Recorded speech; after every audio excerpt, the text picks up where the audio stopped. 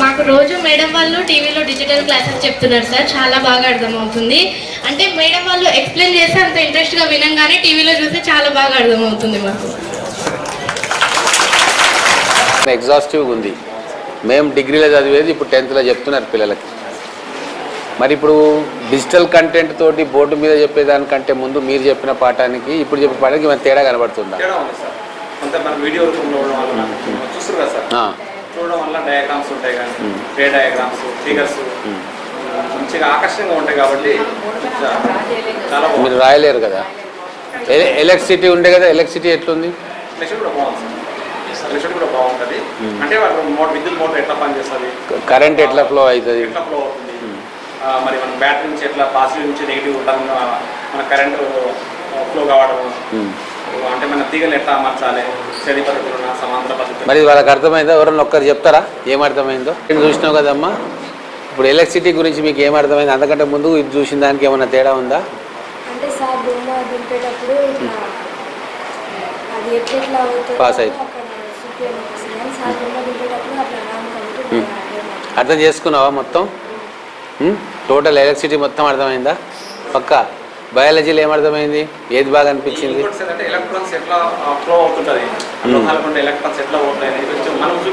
అవును. ఇప్పుడు chemical bonding, atom, మీకు కెమిస్ట్రీలో ఏమున్నాయి? ఆటమ్స్ సంబంధించి. సో మా రిజల్ట్ బాగా వస్తుందా?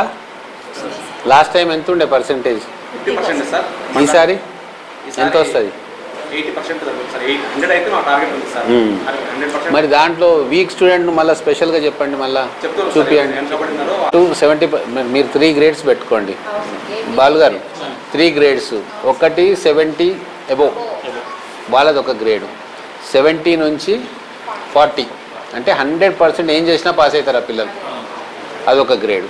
నెక్స్ట్ వీక్గా ఉన్నారు, మనం స్పెషల్ ఇంట్రెస్ట్ పెడితే తప్ప పాస్ గారు అనుకున్న వాళ్ళు ఒక గ్రేడ్. ఇవన్నీ ప్రతి స్కూల్ డివైడ్ చేయండి గవర్నమెంట్ది చేసి వాళ్ళ కోసం మనం స్పెషల్గా ఏం చేద్దాం.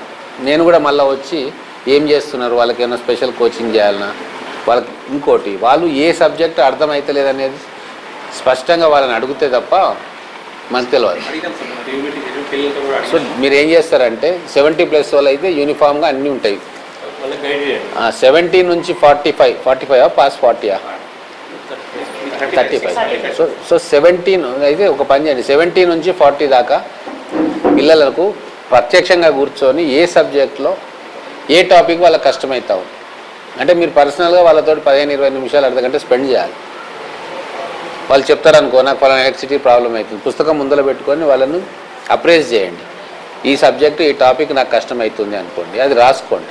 రాసుకున్న తర్వాత మన బోర్డులో వాళ్ళకు 1కి 10 సార్లు అది చూపించి ఆ టాపిక్ చూపిస్తే ఏమవుతుంది అంటే వాళ్ళకు కొద్దిగా వాళ్ళకి అర్థమవుతుంది. ఇది 40 వరకు. అంటే నువ్వు 40% అనుకున్న వాళ్ళు కూడా ఒక్కోసారి బాయ్ రాయకుండా పోతారు. మిగతాది మనం 100% వాళ్ళకి కృషి చేస్తే తప్ప పాస్ గారు అనేది ఇంకోటి. ప్రభుత్వం వచ్చిన తర్వాత మనం 100% రిజల్ట్ కోడూరులో వచ్చింది అంటే గ్రామంలో అందరూ మిమ్మల్ని అప్రిషియేట్ చేస్తాం. ఇప్పుడు టీచర్లు చెప్పే ఎఫర్టు, మీరు చేసే ఎఫర్టు, మీరు కూడా ఇంటింటికి పోయి ఈ రాజకీయాలు పక్కన పెడదాం, మీ పిల్లగాన్ని తీసుకుందాం, మీ స్కూల్కి పంపి అని చెప్పి మీరు పోయి వాళ్ళ కౌన్సిలింగ్ ఇవ్వండి.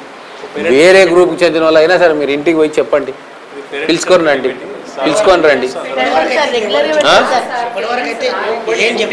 అవునా బాగా చెప్పలేదు, వాళ్ళ డ్యూటీ వాళ్ళు చేసుకొని వెళ్ళిపోతున్నారు. ఇప్పుడు మన డ్యూటీ మనం చేద్దాం.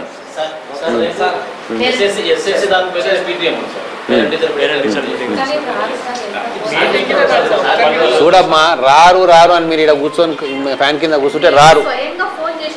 ఫోన్ చేస్తే కూడా కాదమ్మా, నువ్వు ఏ పేరెంట్స్, స్టూడెంటు పేరెంట్, ఏ పేరెంట్ ఇంట్రెస్ట్ చూపుతలేరు వాళ్ళ లిస్ట్ తీసుకోండి. నేను వీళ్ళకి అప్పచెప్తా, వాళ్ళ ఇంటికి పోతారు. ఒక 5 నిమిషాలు 10 నిమిషాలు వాళ్ళ ఇంట్లో కూర్చుంటారు.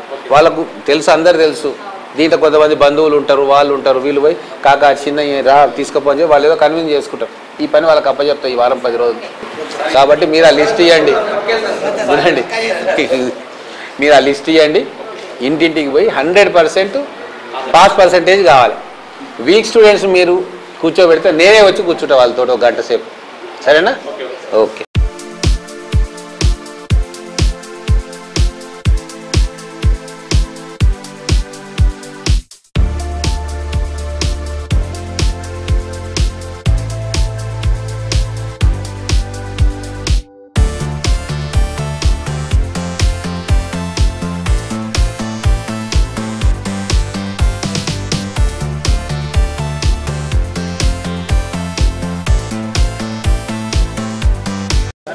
మీరు ప్రతిరోజు ఒక గంట ఈ పుస్తకాలను చూస్తే మీకు అర్థమైపోతుంది. అన్నిటికంటే టఫ్ సబ్జెక్ట్ ఏంది మీకు? మ్యాథ్స్. తర్వాత ఫిజిక్స్. చాలామంది ఫిజిక్సే అంటారు. సరే మ్యాథ్స్ అంటేనేమో అందరికి ఉండేదే. ఫిజిక్స్లో ఉన్న చాప్టర్స్ మీరు దీంట్లోకి వెళ్ళి చూస్తే మీకు అర్థమైపోతుంది.